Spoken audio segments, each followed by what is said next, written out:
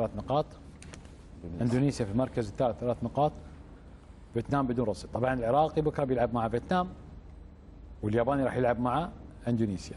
العراق في الصداره وبيتم ان شاء الله في الصداره باذن الله. نشأة فخور ابو جاسم. اكيد. ابتسامة فخور. اكيد طبعا. يستاهلون والله. رجال الله يسلمك. بيض وجه والله.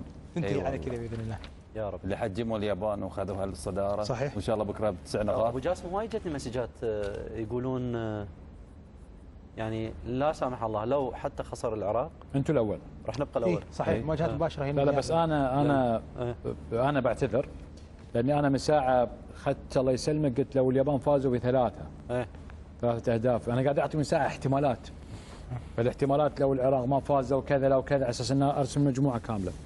بس هو الصحيح المواجهات مباشره. مواجهه اليابان لا مواجهه اليابان والعراق، العراق فازوا. فانا حتى لو لا سامح الله خسرنا نعم راح نتبسط. لا بس السؤال لو اليابان فازوا بكره مثلا 7 ولا 5 ما له دخل. مواجهه الصداره ياخذ ثاني. احنا نبقى. انا كنت مفكر مواجهه. انا نفسه. النقطه الثانيه انا حتى تكلمت ترى في سياق كلامي عن موضوع انه يعني احنا نتكلم في الاحتمالات. طبعا العراق باذن الله فايز على فيتنام بحكم المنطق، المستوى العالي للعراق، علو كعبه على منتخب فيتنام، او حتى على الاقل تقدير حتى قلت ممكن يتعادل اذا بيتعادل يعني. فيعني انا اسحب كلامي على هالموضوع. هم كل مركز ثاني ممكن يواجهون كوريا ولا يواجهون استراليا بعد؟ كوريا. اليابان اذا راح ثاني يواجه مجموعات في مجموعاتنا هم الاول كوريا. الاول يواجه كوريا، الثاني يواجه قطر. عجيب. عفوا اي صح، الثاني يواجه قطر. العراقي لا لا ما شاء الله. احنا نواجه الثالث. عفوا الثالث يواجه قطر في مجموعه سي، الثاني يواجه كوريا. تمام. نروح المؤتمر الصحفي للمنتخب العراقي. I think it's an important match. أعتقد أنها مباراة مهمة، لا أمانع أننا تأهلنا في الجولة السابقة، ولكن جميع المباريات مهمة بالنسبة لنا. جميع اللاعبين متاحون وجاهزون للمشاركة في هذه المباراة، وأنا سعيد بوجود أكام هاشم في أول حضور له مع المنتخب. أنا أتابع تطوره بشكل يومي في التدريبات، وسعيد بتطور مستواه رغم عدم استدعائه في السابق إلى القائمة. الحمد لله والشكر، حققنا 6 نقاط من المباراتين السابقة وقدمنا أداء جيد. ما يمنع أنه تكون هي مباراة تحصيل حاصل، لكن كلاعبين أو ككادر التدريبي أنه ننظر فقط إلى مباراة فيتنام، وإن شاء الله كل اللاعبين جاهزين لهذه المباراة، وإن شاء الله نطلع بالعلامة الكاملة. طيب توقعاتكم عبد العزيز؟ والله اتوقع العراق بكره ان شاء الله يحسمها فوق 3 خالد. عبد الله جاسم؟ خالد بالمنطق يقول لك العراق، لان العراق يعني متصدر المجموعه ب6 نقاط، وفيتنام 0 من النقاط، والمستوى الفني فارق يعني، فانا اروح مع العراق باذن الله. جمال؟ تمني وتوقع العراق ان شاء الله تعالى خالد. العراق فريق جيد ومقدم مستويات طيبه، والتألق في مباراة اليابان أعتقد راح يلقي بظلال على فريق العراق وعلى كمية النجوم اللي يمتلكها المنتخب العراقي، وأعتقد هي استثمار لفترة النجاح. يمكن النشأة تمشي تتكلم على الكرة العراقية، والمرحلة هذه مرحلة اللي ماسكين اللعبة أبناء اللعبة، فأعتقد إن شاء الله من نجاح لنجاح بإذن الله تعالى. إن شاء الله العراق خالد 2-0. العراق بحالة نفسية ومعنوية وفنية رائعة جدا، فباعتقاد العراق هو الأقرب للفوز، خاصة أنه ببحث كمان حتى على النقطة للتصدر 100%، فأكيد العراق إن شاء الله. عبد اللطيف؟ طبعا يا كابتن أنا مع العراق طبعا بعد الأداء والنتائج اللي شفناها في المباراتين، وخاصة ضد اليابان. اليوم حطوا حالهم في مكان ما بيزبط إلا نشوف أداء ونتيجة. بكرة إن شاء الله العراق بفوز 3 بكرة. اتوقع خالد المنتخب العراقي باكر، وخاصه المباراه راح تكون جماهيريه، واصعب مباراه راح تكون على منتخب الفيتنام. اتوقع العراق فايز خالد. كابتن خالد طبعا ان شاء الله المنتخب العراقي يؤدي اداء الحماسي العراقيين عندهم، يقدمون مباراه كبيره ويدوم بانه ياكدون جهوزيه منتخبهم ويكونوا يبقون بالصداره. نتمنى ان شاء الله المنتخب العراقي يؤدي اداء طبعا يمتعنا. اتصور المنتخب العراقي راح يفوز 4-1. طيب ايش تقول يعني نشأة للاعبينكم؟ والله رساله الى يعني اخواني وزملائي، اقول شكرا جزيلا على اللي قدمتوه باخر مباراتين، وخصوصا مباراه اليابان، لكنه أتمنى أن مباراة اليابان انتهت صفحة وطويناها. كل كان يتمنى أنك ترسم لك طريق، إذا كنا إحنا كمحللين رسمناه خارج الملعب، لكنه أنتم رسمتوه داخل الملعب، وأعتقد سويتوا طريقكم أسهل لتوصلون لأبعد نقطة إن شاء الله. انسوا مباراة اليابان، يوم غد مباراة تحد كبير، حتى ما نعكس أنه مباراة اليابان قد تكون يعني مباراة ممكن أن تحصلت على 3 نقاط. أعتقد يوم غدا كذلك راح يغير 4-5 لاعبين راح يكونون موجودين جدد في التشكيلة. تعلموا من أخوكم شلون يختصر الكلام. اي والله بارك الله فيك. تعلم منك الله يسلمك. شكرا. روح لي وسام كرنيب في فندق دوست توسلوى مقر إقامة المنتخب العراقي. شكرا. إذن من أمام فندق دوست حيث يعسكر المنتخب العراقي والذي سيخوض غدا ثالث استحقاق له أمام المنتخب الفيتنامي. يسرني أن أستضيف إلى جانبي السيد يوسف فعال، وهو المدير الإعلامي بالاتحاد العراقي لكرة القدم، لمعرفة آخر التفاصيل والاستعدادات للمنتخب العراقي غدا. كابتن يوسف، نرحب بك بداية على قنوات الكأس. غدا مباراة ثالثة أمام المنتخب العراقي بعد أن خطف الأنظار في الجولتين الماضيتين. ما هي تطلعات المنتخب العراقي حتى الآن وغدا؟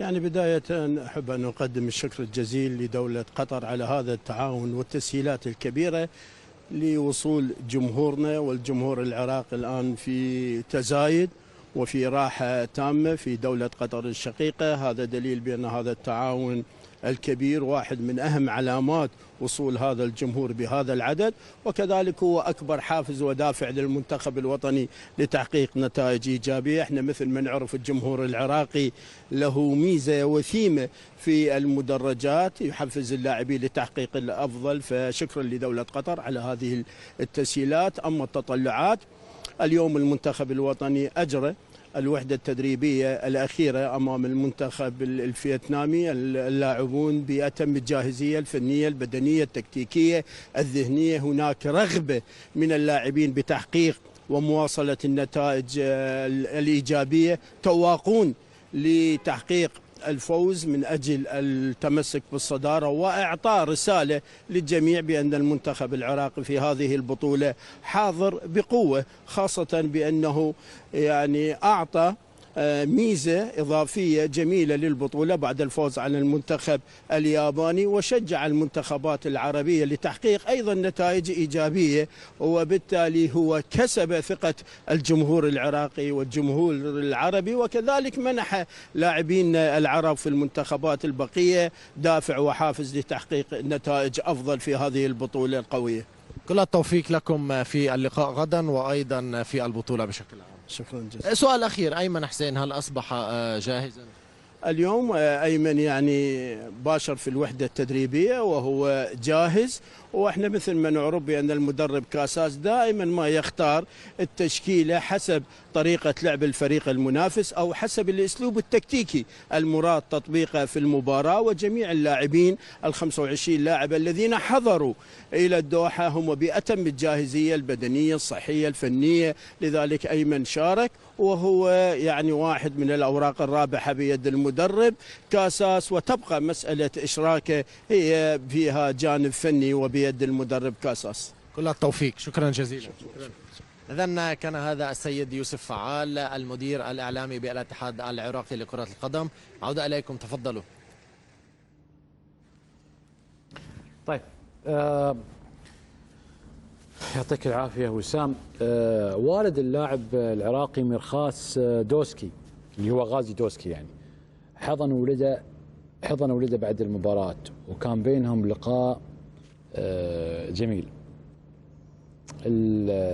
يعني في الصورة كان كيف الأبو يدعم ولده، أكيد كل الأبهات يدعمون عيالهم، لكن حلو هذا اللي شفناه في المدرجات. يعني ميرخاس لاعب المنتخب العراقي كان جالسا بين الجماهير ينظر لابنه مع كل لمسة للكرة، يشعر بأن روحه تطير إليه. وهنا التقطت مواقع التواصل الاجتماعي سلام ابنه الحار الذي اخترق كل ما يراه أمامه فقط ليضم قلب أبيه.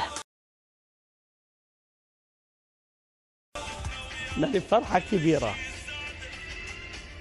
ابني هاللحظة شفتها يعني شيء غريبة، فرحانين كل شيء.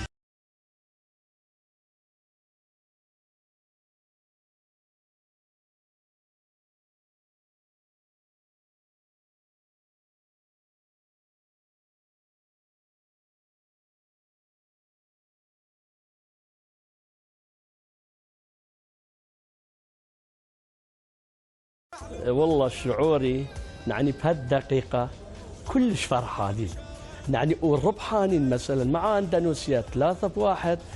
انا فرحان، ابني هم فرحان، من جاي عندي وبوستني وانا بوستها، يعني شعور غريب، يعني ما اتصور هيك من الفرح، يعني واحنا فرحانين.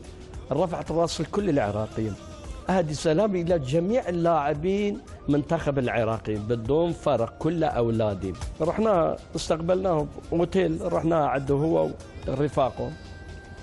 قلت له بابا انتم اصدقائي كلهم منتخب العراقي، حتى 50% 70% 80% تلعبون، لازم هالمره 100% شد حيلكم، لازم تجيبون نصر.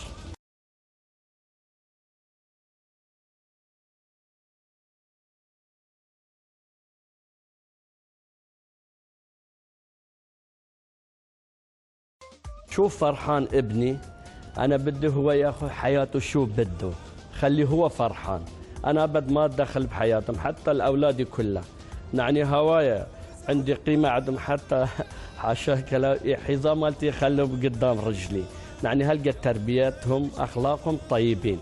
ووصية الأب تبقى مهما كانت الظروف ترن في الآذان كلما سارت الأيام، وأوصى والد مرخاس ابنه ولاعبي المنتخب العراقي سويا.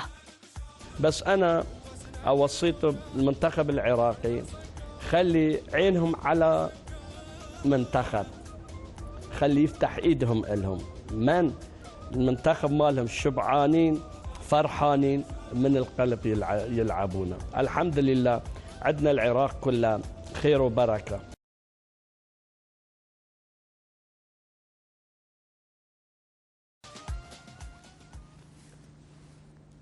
ناخذ الفاصل الأخير.